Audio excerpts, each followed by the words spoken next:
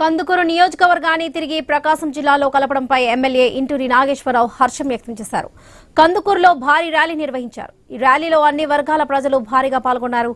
కూటమి ప్రభుత్వానికి కృతజ్ఞతలు తెలిపారు. ప్రధాని Modi, CM Chandrababu, deputy CM Pawan Kalyan, మంత్రి లోకేష్ చిత్రపటాలకు పాలాభిషేకం నిర్వహించారు. కందుకూరు నియోజకవర్గానికి పూర్వ వైభవం తీసుకొస్తామని ఎమ్మెల్యే ఇంటూరి నాగేశ్వరరావు హామీ ఇచ్చారు. ప్రజల ఆకాంక్షలకు అనుగుణంగానే కూటమి ప్రభుత్వం అడుగులు వేస్తుందని తెలిపారు. కందుకూరు నియోజకవర్గాన్ని ప్రకాశం జిల్లాలో కలపడం వల్ల ఉపాధి, ఉద్యోగాల కల్పనతో పాటు అభివృద్ధి జరుగుతుందన్నారు నాగేష్.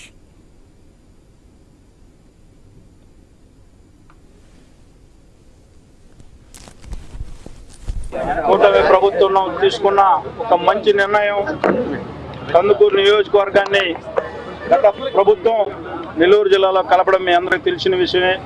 ఈ ప్రాంత మనోభావాలను గుర్తించి, ఈ ప్రాంత ప్రజల ఆకాంక్షను గుర్తించి గౌరవ ముఖ్యమంత్రి నారా చంద్రబాబు నాయుడు గారు తీసుకున్న మంచి నిర్ణయం పట్ల ఈ కందుకూరు ప్రజల తరఫున ముఖ్యమంత్రి గారికి ఉదయపూర్వక ధన్యవాదాలు, అలాగే కృతజ్ఞతలు తెలియజేసుకుంటూ, వాళ్ళకు ఆలోచన ఒకటే, జగన్మోహన్ రెడ్డి గారు మీ సంగతి తేలుస్తానన్నట్టుగానే ఇంకా 11 సీట్లు కూర్చోబెట్టినా కూడా ఆయన మాటలో ఆయన ప్రవర్తన చూస్తూ ఉంటే ఆయనలో ఎక్కడ మార్పు రాలేదు. జీవితంలో మరలా ముఖ్యమంత్రి అయ్యే పరిస్థితి. నేను ఒకటే అడుగుతున్నా పత్రికా సోదరులందరికీ, ఆ రోజు ఒక ట్యాక్టర్ ఇసుక 4,000 అమ్మారు. ఆ రోజు కల్తీ సారాయి అమ్మారు. ఆ రోజు మట్టి కొనుక్కోవాలంటే వైసీపీ నాయకులు కొనుక్కోవాలి. ఆ రోజు మైన్స్ చేయాలంటే వైసీపీ. ఈ రోజు ఆ పరిస్థితి ఉందా? మిమ్మల్ని ఈ రాష్ట్ర ప్రజలు తరిమి కొట్టారు. మరలా మిమ్మల్ని ప్రజలు విశ్వసించే పరిస్థితి లేదు.